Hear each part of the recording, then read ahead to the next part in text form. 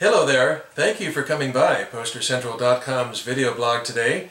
I'm Pete Howard, and this is simply one of the great early Beatles concert posters ever, certainly out of England before they hit the Ed Sullivan Show in America in early 1964. This is one of those British 20 by 30 inch paper concert posters which were put all over Liverpool and northern England in 61, 2, and 3 as the Beatles got going, and then of course rose to fame in their home country before achieving worldwide fame.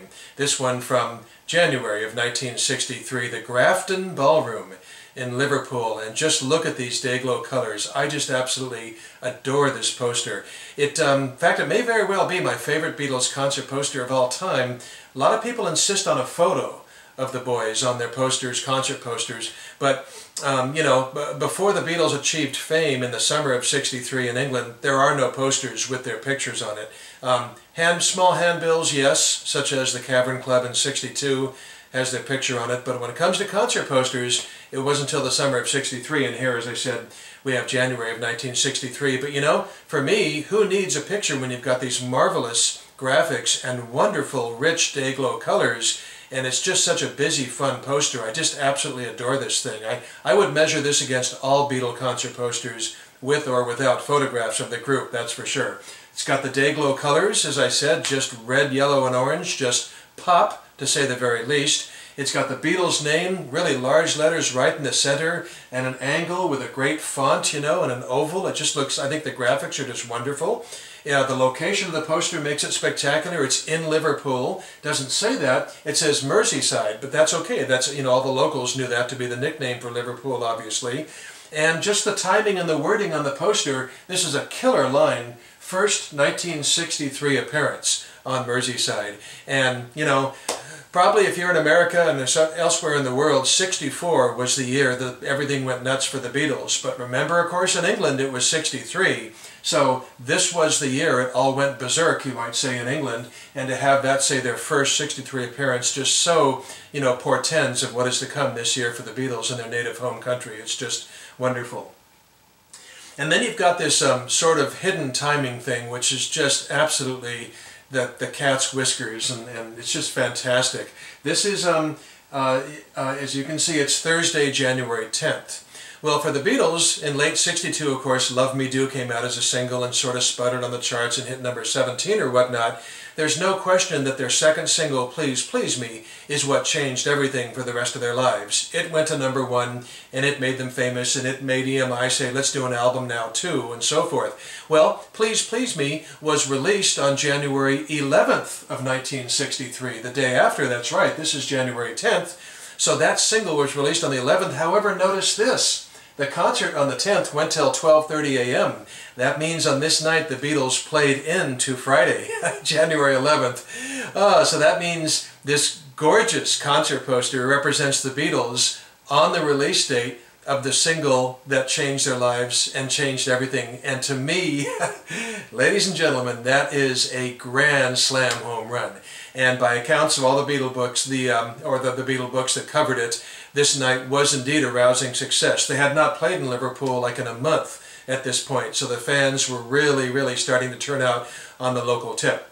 Okay, so looking underneath the Beatles' name, you can see the other acts here. Gerry and the Pacemakers obviously being the worldwide famous one. They were just a couple of months away from the #1 record, How Do You Do It? And that even topped Please Please Me in chart performance on the English charts slightly by being #1 on 1 or 2 additional charts.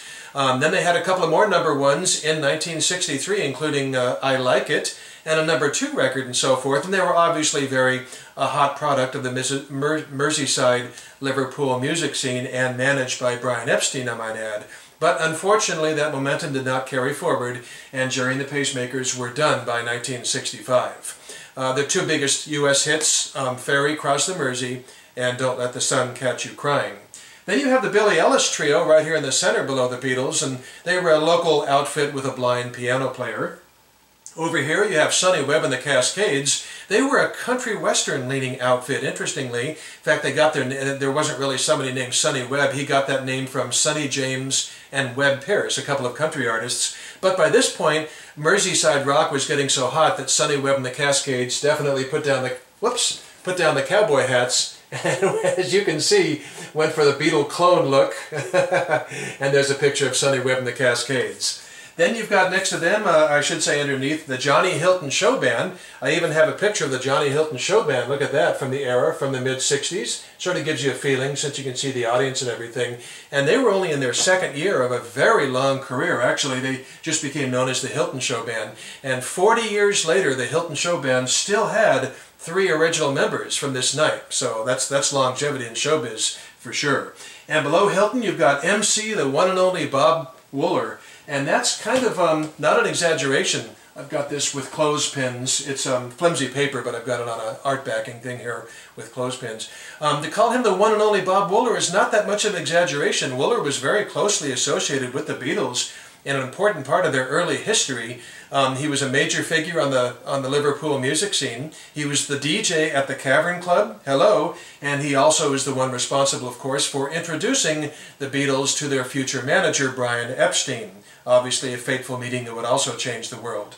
Interestingly, Wooler himself was a good source of these old original vintage concert posters for a while. I talked to him a couple times in the 1990s and didn't buy anything from him, but he was putting things out through auctions and stuff. He saved a lot of stuff, perhaps because his name was on the posters, who knows. But unfortunately we lost Bob. He died of old age in 2002. And then below that, in a very large Day-Glo stripe, as you can see, you have the ticket prices and the information on where to get tickets. And I haven't done really too much of a close-up scan for you until this point, but here's a better look at the poster in a little bit more close-up. And I'll move in a little closer even further for the ticket locations there. Obviously, NEMS is listed first. That's, of course, Brian Epstein's North End Music Stores chain, so NEMS is right on there for ticket locations. Then you've got Lewis's, a big department store in downtown Liverpool. Crane's, which musical instruments. Rushworth's music store, which was the largest music store in town.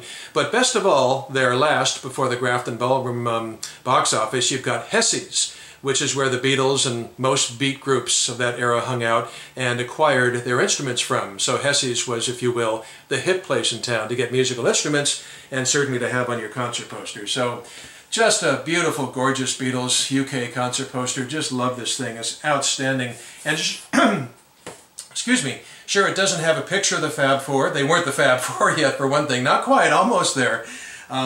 But I sometimes like to find a picture close to a concert poster so I can just show what they look like. And I found one of the Beatles from within 48 hours of this concert poster. This was on Thursday night, and the photo I'm showing you right here was taken on Saturday night, January 12th, in Kent, England.